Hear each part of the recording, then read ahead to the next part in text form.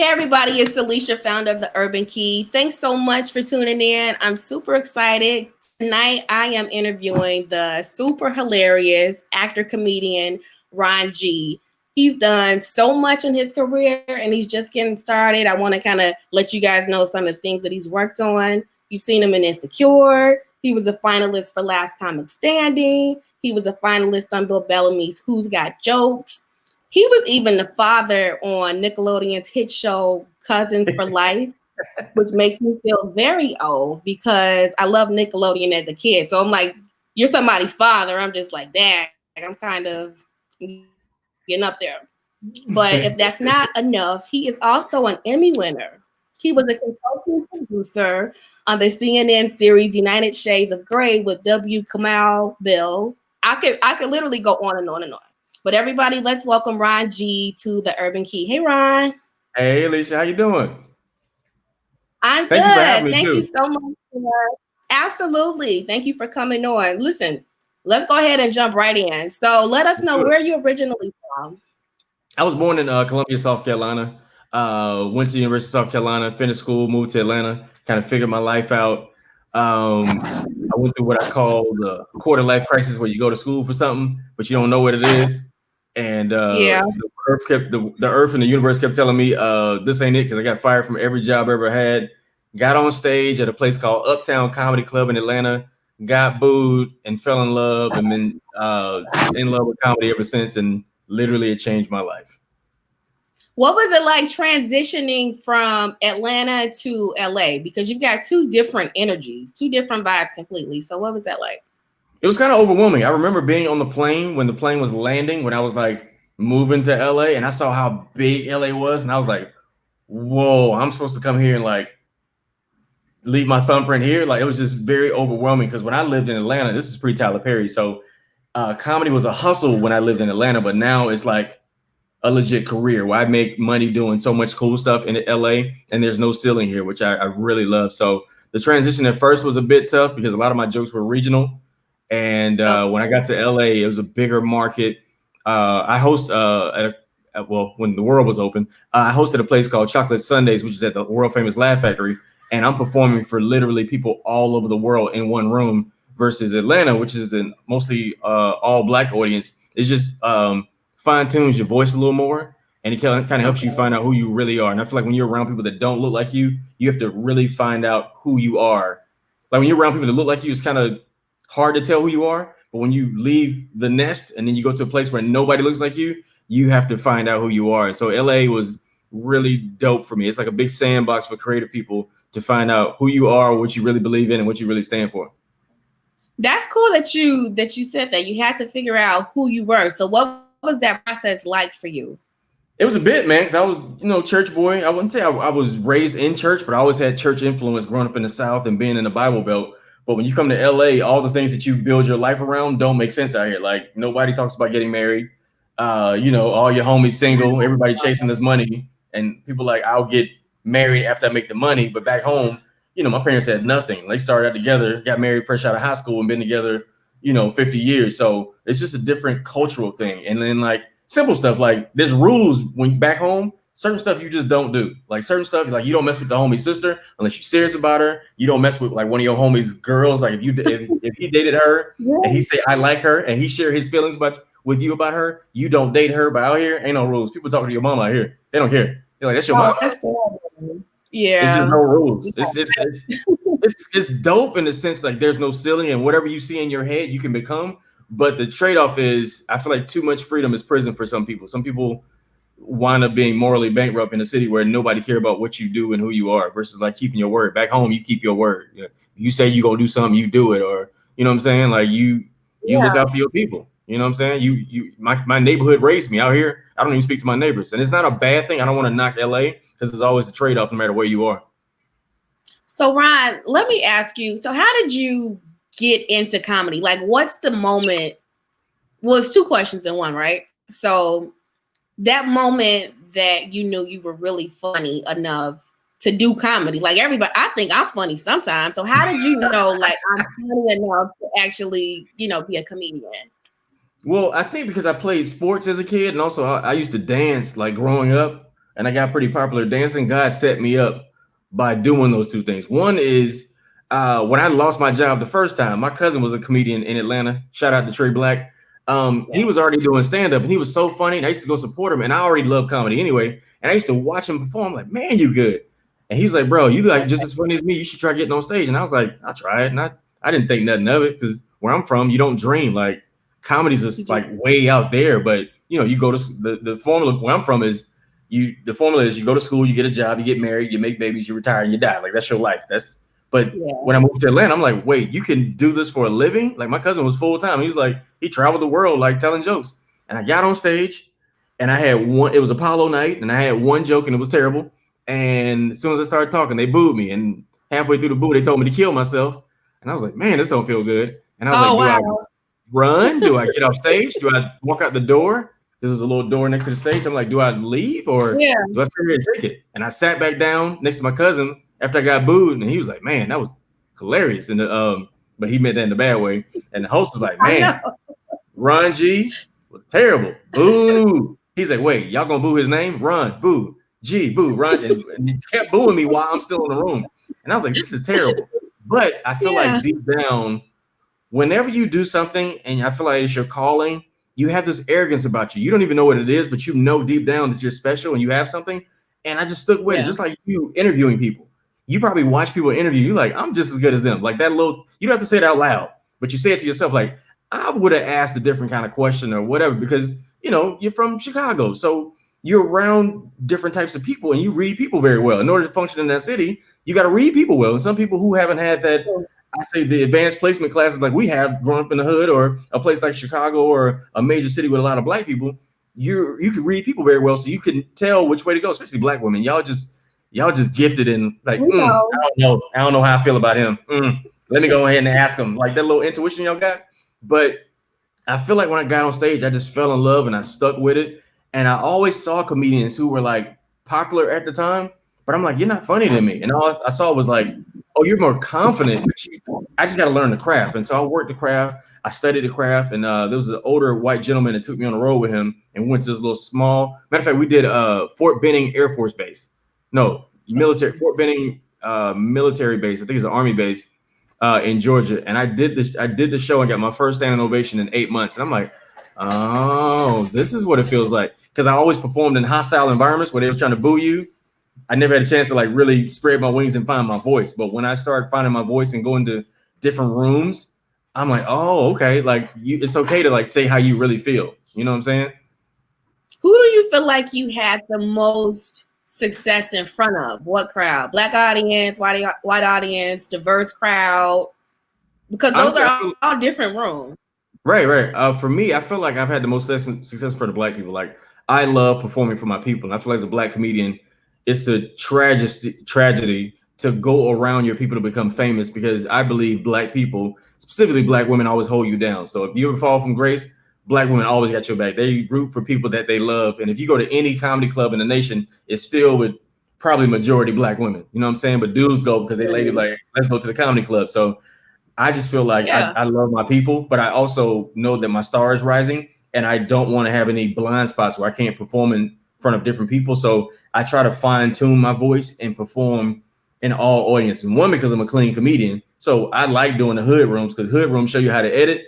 And then I like doing the mainstream rooms because it helps me fine tune my voice and my cadence, because I came up in a room where people boo you so fast. I talk fast and my punchlines are quick. But what I learned is, especially in black clubs, you're taught to be funny really fast, but you don't have time to develop your feelings.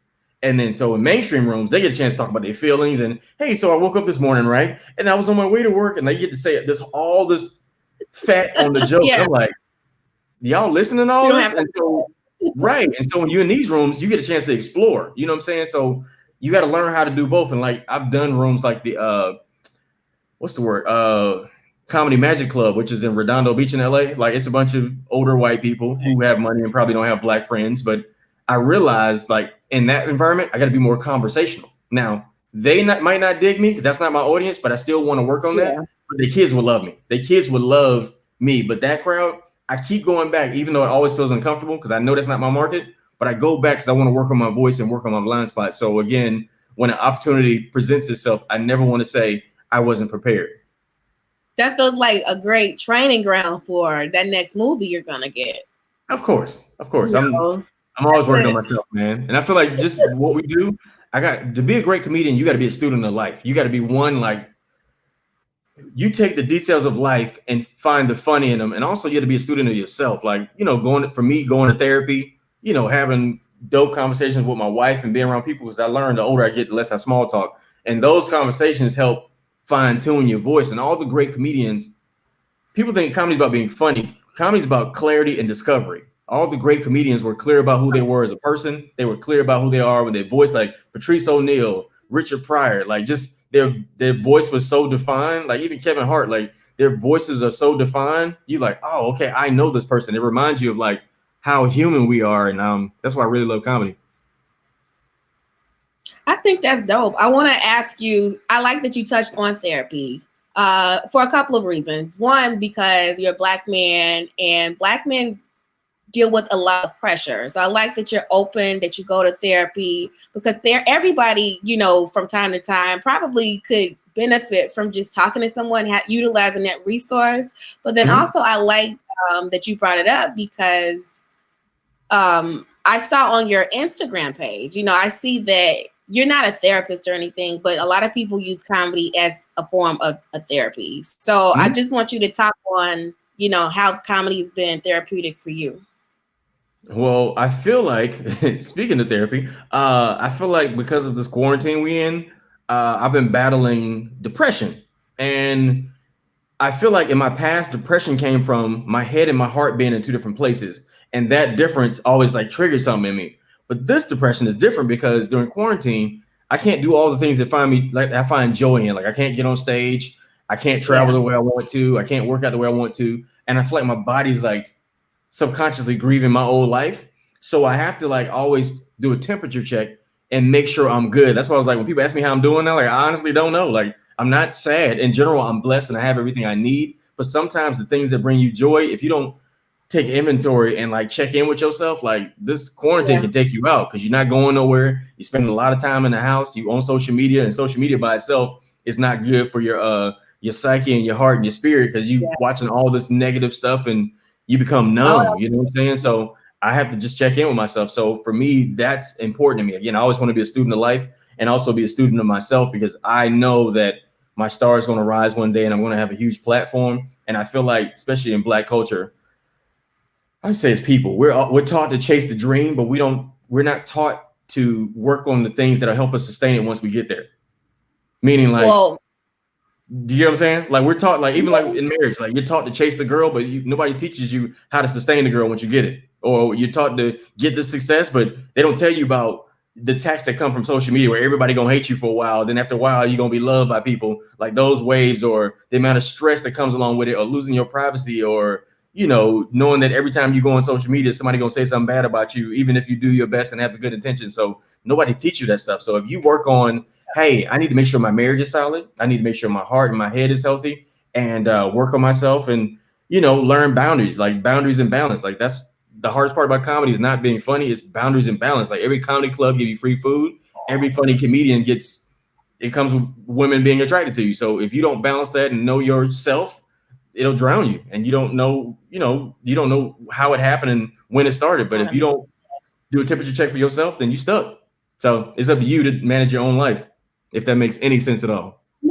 No. It definitely does. You hit on so many different things. I was like, wait, I want to ask you, it all makes sense to me. Another thing that you brought up was marriage. That's another, I see you laugh. Don't laugh because I got my question.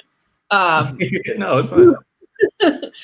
You brought up marriage, and that's like a common theme on your page. I'm a new follower, so I found you on Instagram. So one, I want to give you kudos, because I can kind of like relate, one, to feeling like, depressed because all of the different things that we see online. We're seeing people murdered literally on Instagram. You're able to actually watch someone's death, and that's very triggering, So no, we don't have the answers to how to process that.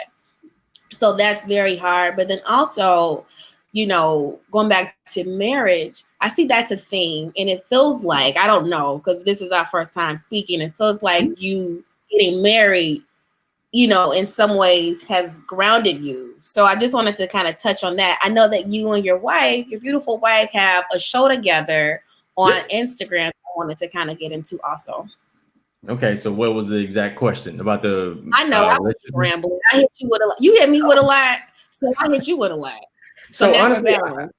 I feel like a big part of my purpose is personal growth for men. Like I have a huge passion for like men finding out who they are and becoming the best version of themselves. And a lot of times, especially as men, we get dogged out, especially black men. We get dogged out on social media all the time by the whole comment section. Black men don't do this. We don't. I'm like this every day. But I actually know some dope men. But the problem is all the dope men don't talk to each other because everybody we feel like we're taught to be tough. We're taught to be strong. We're taught to like not be weak. But again, on our own, like the great man that you women usually want don't come great. Like we don't come great out the plastic. We got to learn how to become that guy. And so for me, I had this TV show premiere on it was a TV show that I was doing, and this girl I was dating was like, "Yo, why don't you have your friends come over and and watch the show?" And I was like, "I don't fool with people like that. I don't want nobody at my house like that. I'm kind of funny about my space." She was like, "Look, you need to be celebrated. You need to invite your friends over and have a viewing party." So I had my viewing party, and when it was done, I stood up in front of the TV. And it was like 8 of my homies, and I was like, "Yo, I just want to thank everybody who showed up because I didn't think nobody was going to show up." And I was like, "I appreciate y'all because everybody in this room represent a part of my life." And it was a very sappy moment. And I was Yeah. like, I just appreciate y'all, man, because everybody was like from my high school, childhood, college, whatever. And I was just a grateful moment. And then I start saying what I was in my life. And I was like, sometimes I feel lonely. I'm not alone, but I feel lonely. And I appreciate y'all. Another one of my homies stood up and he was struggling with the same thing. We all realized we were all struggling Wow. with the same thing, but we never said it to each other. So I got a podcast called the Two Piece Podcast, the number two PIECE podcast, which is basically grown man talk. And it's a starting point for figuring out your life and making it better. Again, we chase women, we chase success, we chase dreams, but we don't chase the things that help us sustain those things. And so I wanted a podcast to do that. And so for the women that's watching as well, Two Piece Podcast, I call it the cheat sheet to a man's heart. Like if you want to know why men do what they do and like actually as good men so they can give you advice, that big bro advice, the Two Piece Podcast is a starting point. We're actually doing one on the 19th, a Zoom version of the Two Piece Podcast. But that's a big passion of mine. And I realized that in order for me to get the success I say I wanted, I feel like God gave me my wife. And he was like, look, I want to take you here, but you need this one missing piece in order to go here. So since then, I feel like I've been getting so much favor, man. I'm fine tuning my voice in the relationship area. Even not an expert, I love relationships. I made a lot of mistakes. And that's why you mentioned, you saw on my Instagram, I always post about relationship stuff. Nobody tell you nothing. Church tell you, hey, you need to be married. Your parents tell you you need to be married, but they don't tell you how to sustain that stuff. They don't tell you how to get to that point. What do you do while you're waiting for your person? What do you do when you get your person? And you thinking marriage is this warm and fuzzy feeling, and you married, you don't feel nothing. Like, am I broken? Am I not in love anymore? Like, what do you do in those moments? So I just had to, every time I get a growth moment in my relationship, I try to talk about it because I want particularly young men like to know like marriage is dope. Marriage is a really beautiful thing if you marry the wrong person. And if you marry the wrong person, you can't blame nobody but yourself because dating is collecting data. And once you realize you're not the one or somebody doesn't make you feel good or feel loved, it's up to you to determine what you choose to do with for this your life. My pastor gave me the sermon one time. I was dealing with heartbreak. I was depressed. And he said, I quote, "What's broken in you that you would be willing to commit to somebody that reminds you that you're not lovable?" Yeah. And it like reminded me, like, why am I chasing somebody who reminds me all the time that I'm not lovable and I'm only trying to love you? Because like before I met my wife, I used to be a fixer. I always thought I could fix people and make them better. And I had this special prayer life that can fix them. And it never worked because God get jealous when you like try to fix people. And he's like, no, you've been trying to be God in their life and you got to let me do my thing. You know what I'm saying? So I had to learn that. I know it's a lot, but that's where I'm at with my life. No, I think that's beautiful. I think that I appreciate your transparency, and I like that you're at an age, you're young. I think it's great for young men to talk about marriage and relationships and growth, because you can't be young and stupid all your life. You have to transition into hopefully greatness. And so I definitely want to one, congratulate you and your wife. is it your first year of marriage or almost coming My up on a first year, year? we celebrated our first year during quarantine. So yeah, we had a Yeah, quarantine anniversary. that's don't make that a thing. Oh, that's just awful. But I listen, know, I right? don't want to. I want to jump into some of the fun things that you've done. So I want to talk about Insecure. Insecure has had huge, huge, huge success. So what was that like being a part of the cast, being on the show? Honestly, it was I really enjoyed being on Insecure. It was my first time ever in Hollywood being on a show where everybody was black. I'm talking about directors, producers, craft services, the crew, like everybody was black. And as a black person in Hollywood to experience that, Yeah. it's such a dope thing to happen because I've done shows where I'm the only black person on set and you ain't got nobody to talk to. When something goes wrong or somebody says something borderline racist, usually what you do is go to hair and makeup, and hair and makeup is always the coolest people on set. I'm going there, and the lady was brushing my mohawk, and I'm like, "Why are you brushing my mohawk?" She's like, "You can't tell me I did how to handle your hair. I know how to do your hair." And I'm like, "The fact you got to brush while we doing a mohawk and you brushing the top," I'm like, "Man, please stop." So, but for me, it was a really dope You know, experience to see. Right, she's brushing my mohawk forward too. Um, but to see all that black excellence in one area and be a part of a show that I think is like literally Black history, for me, it's one of those moments I feel like you don't really take it in all the way because it's such a special thing. But I'm grateful that I had a chance to do that, man. Like I've done some really cool stuff. that's amazing. And I also wanted to, you're an Emmy winner. I can't get off of this interview without letting everyone know that you're definitely an Emmy winner. You've been in the industry for a long time and you had an opportunity to be one of the producers. I want to make sure I say it correctly. One of the producers for the United hit States, show. Thank you. You yeah, gave me United a States of talking to. America, So yeah. I want to. I don't want to mess up. I'm gonna get it. W. Kamau Bell. There you go. That was Did I get it? perfect. That was awesome. Listen, I don't want to be a meme, so I'm just like, oh my god, let me get his name right. But that's if nobody's can remember it off the top of your head. It's a CNN show, fantastic show, just about being a voice. He's a voice for, I want to say black people, but he goes and he talks to different types of people just to kind of get that insider knowledge about like what makes people do the different things they do. He talked to like the Ku Klux Klan. He was like, on the south side of Chicago. We were Right. talking off the camera about being in some of the rougher neighborhoods in Chicago. So Mhm. it's a pretty amazing show. What was your experience like being a producer for something like that? I feel like he's the voice of the unseen. And when I did the show, we literally went to basically everybody that our president hates. We did one on Muslims in America. We did one on immigration. We did one on gangs in Chicago. We did one on the Dakota Access Pipeline, which was the Native Americans who were fighting for their land. And when the president got into office, they built a pipeline through these people's sacred land, and it wound up spilling oil anyway. So to be a part of that, honestly, it changed my life. Like I never cared about politics until Obama because I feel like he was just so exciting and made me care about politics. But now that, when you get older, you like, I have to, even if I don't indulge myself completely in it, I still have to know what's going on. I feel like we don't have the luxury of not caring about politics anymore because it affects us in such a way where you can't afford to be asleep. You got to be woke.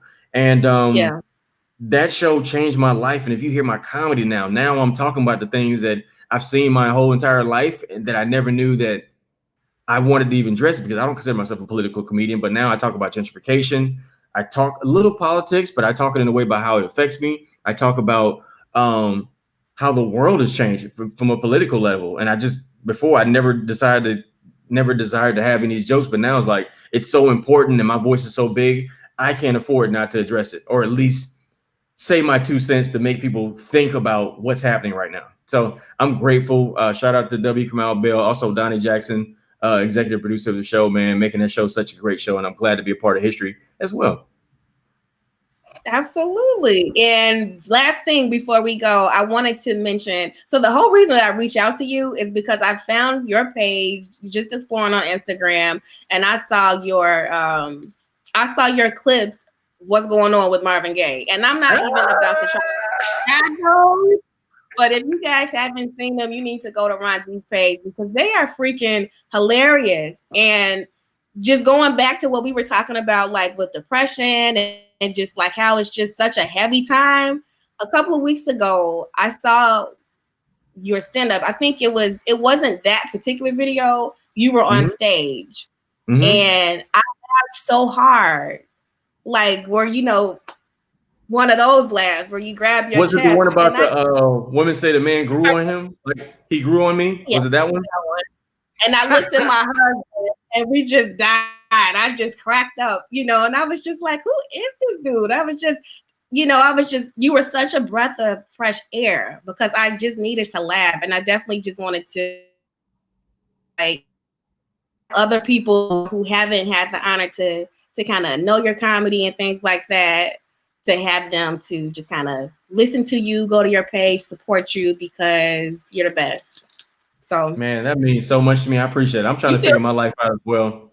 I said, I appreciate it. I said, that means so much. I'm trying to figure my life out as well. Shout out to you and your hubby too, because my world is upside down. I can't perform. I can't really, audition the way I used to. So I'm trying to get on these social media videos. So the fact that you noticed my video and like wanted to follow and give me a shout out, I really appreciate that.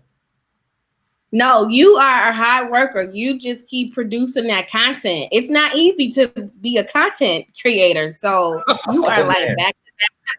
I'm like, dang. So you're doing your thing. So definitely thank you. Do you want to let anybody or everybody know about any upcoming projects, shows you've got going on? Yeah, so if you don't mind, please follow me, comedian Ron G on everything. Comedian RONG. Every Thursday, me and my lady do a show called Couples Couch, which I need you and your husband to be on soon. Really dope game show for couples. I wanted to do something different. I feel like everybody had like twerk sessions and making people dance. I wanted to do something for the people who actually, for the grown and sexy. Really dope trivia show, super fun. You get to see couples interact and see how well they know each other and see if they even like each other. And then also on Sunday, I do virtual Chocolate Sundays, which is the Chocolate Sundays comedy show we usually do at the Laugh Factory. It's on Zoom. It's over almost 200 people every week. Super dope environment. We got a DJ. It's live, and we have an after party, which everybody dancing in their house after. It's so much fun.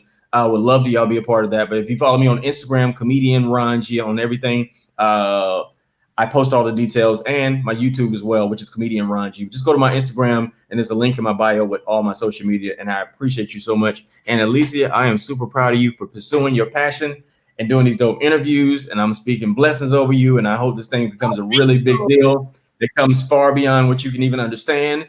And I hope the husband gets it too, and he don't mind carrying your bags while you travel the world interviewing big name people. And I'm super proud of you. Listen, if I get to travel like that, he'll be right with me. We'll be first class. Carry them bags. Carry them bags. I know, right? Thank you so much, Ron G. Everybody support him, and I'll definitely be, hoping to hear from you about upcoming events as the world starts to, open back up. We definitely want to support you. So enjoy the rest of your evening. Thank you so much. Thank you for having me. I appreciate you. Have a good one. All right, you too. Bye. Bye. All right, guys. Thank you so much for tuning in to the Urban Key interview with Ron G. I want to invite you guys to follow me on all platforms at theurbankey.com or just the Urban Key. And you can visit the website at theurbankey.com. If you want to collab, you can email me at Alicia, ALICIA .brown, spell like the color, at theurbankey.com. Talk to you guys later.